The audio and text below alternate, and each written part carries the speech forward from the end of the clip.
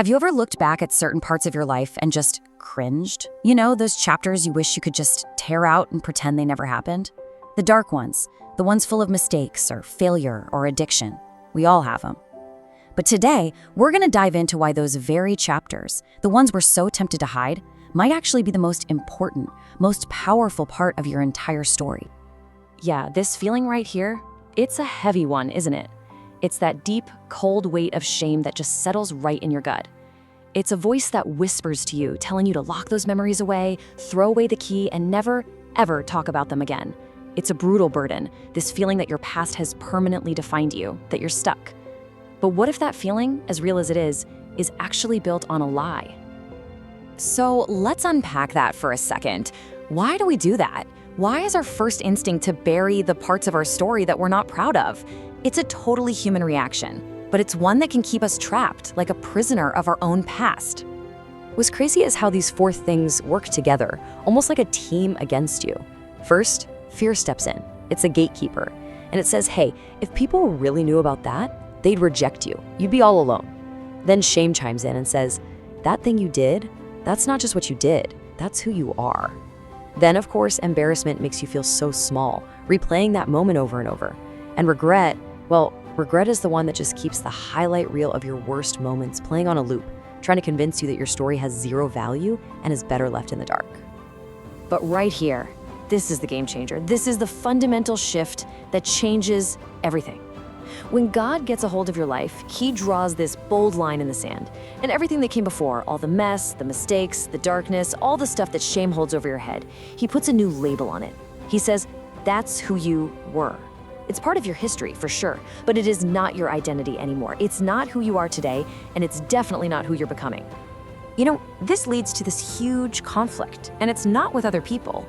It's a battle that rages inside our own heads. It's the clash between how we see our own story and how God sees it. And I'm telling you, the two perspectives could not be more different. Just look at this comparison for a second. It's absolutely mind-blowing. When we look in the mirror, we are experts at spotting our own flaws, right? We see our limits, we count up our regrets, we zoom in on our weaknesses, and we just get lost in our struggles. We literally build a case against ourselves every single day. But God, He looks at that exact same person and sees something completely different. Where you see limits, He sees pure potential. Where you see regrets, He sees the raw materials for a brand new purpose. He looks at your biggest weaknesses and says, oh, that's where my strength is going to shine. And He sees your deepest struggles not as something that disqualifies you, but as the beginning of an incredible story, a story that only you can tell. I want to pause right here for a moment and just ask you to think about this. Has there ever been a time in your life when you felt completely trapped by a past mistake, a season where it just felt like that one chapter was your entire identity? If you're comfortable with it, maybe share a little about that in the comments. You don't have to give any details, but just saying yes can be so powerful. Your experience might be the very thing someone else needs to see today, to know that they are not alone in this. So, how does this incredible transformation actually happen? Well, it all comes down to this one beautiful idea: repurposing. You know, in our world, when something's broken, we throw it away. But God doesn't operate like that. He is the master of restoration. There is no shame so deep, no sin so big that the grace of Jesus can't wash over it and repurpose every single piece of your life. He takes the very things you thought were ruined forever and gives them a new job, a new meaning, a new glory you never could have imagined. And this right here, this is the result of that repurposing. The things you were most ashamed of, the mess you thought disqualified you from ever being used, that actually becomes the most compelling, the most powerful part of your message.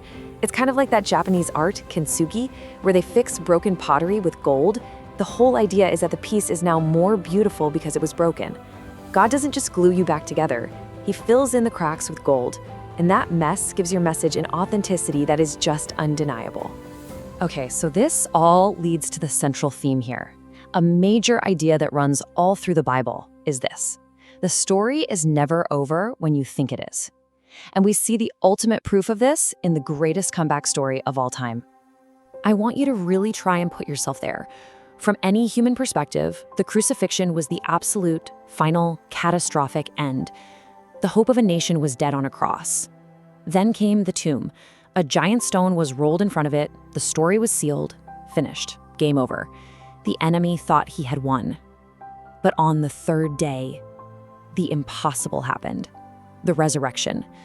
The story wasn't over at all. It was just getting started. It was the beginning of a story that would change the entire world forever. This is so important for us to get in our own lives. What looked like the definitive end, the ultimate defeat, was actually a setup for the greatest display of God's power the world has ever seen. And that same principle applies to you. Your darkest moment, that point where you felt like it was all over, that could be the very setup God is using to show up in your life in a way you can't even fathom right now. Think about that. It only takes one moment, your single worst moment, the one you thought would break you, the one that kept you up at night. That is the one moment God can grab and transform into a testimony. He can use that one event for His glory. That single crisis can become the story you tell your kids, and they tell their kids, a legacy of faithfulness, a testimony to how God brought you out of an impossible situation.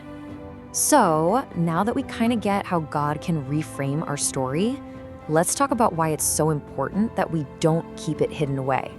Your personal story, your testimony of what God has done, it has this unique, incredible power to connect with people. You know, there's just something sacred about a story. It hits different than a lecture. It's more intimate than just a message. A story connects with the heart in a way that arguments and facts just can't. And why is that? Because it's your story. It's real, it's authentic, and it carries the weight of your lived experience. Nobody can argue with what you've personally walked through and how God met you right there in the middle of it. And just think about the incredible reach your story has.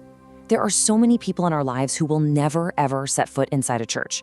They've got too many hang-ups, too much baggage, maybe even some deep-seated prejudice against it all. They're not going to listen to a sermon, but you know who they will listen to? A friend, a neighbor, a coworker who has a real, authentic story to share. They don't need another lecture. They need to see that God is real because they see the undeniable change He has made in your life. Let's dig into this a little more. Why do you think a personal story can break through walls that a really well-reasoned argument just bounces off of? What is it about that vulnerability and honesty that connects so deeply with us? I would honestly love to hear your thoughts on this down in the comments. Oh, I absolutely love this picture. A billboard, right? It's public, it's visible, it's unapologetic. Your testimony, your transformed life, it becomes this living, breathing before and after picture of God's grace.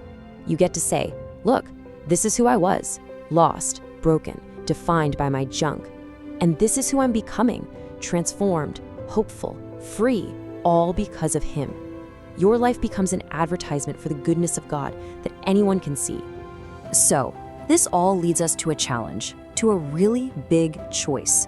We can't just be passive observers in our own lives. We have to actively step into the new story that God is writing. It's about consciously choosing to embrace a brand new narrative for our future. So here it is. The choice is yours. Which story are you going to live in today? Are you going to stay in that same old broken story, repeating the past, convinced that you can't change? Or are you willing to receive the new story Jesus is writing for you? A story of transformation, of becoming new, a story that's just filled with hope for the future. He doesn't come to just correct us.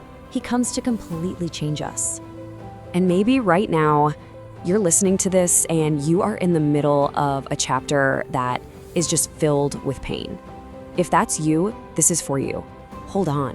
The chapter that you're in, no matter how hard it is, how heavy it feels, how hopeless it seems, it has not come to stay. It has come to pass.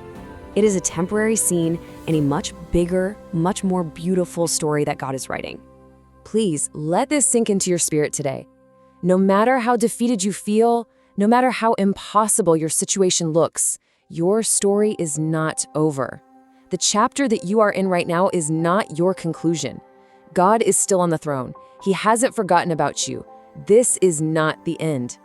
And listen, even if you can't see God in your story right now, even if it feels like you're walking through this all alone, He sees you. He has been there the entire time, working behind the scenes. And one day, I promise you, you're going to look back on this season and you will see His fingerprints everywhere. You'll see He was with you through every single tear. You can trust Him with your story. Hey, if this was inspiring to you today, we'd be so grateful if you would like this video and subscribe to our YouTube channel, Be Thankful. And feel free to share this with anyone you think might need to hear it. Thank you so much, and God bless.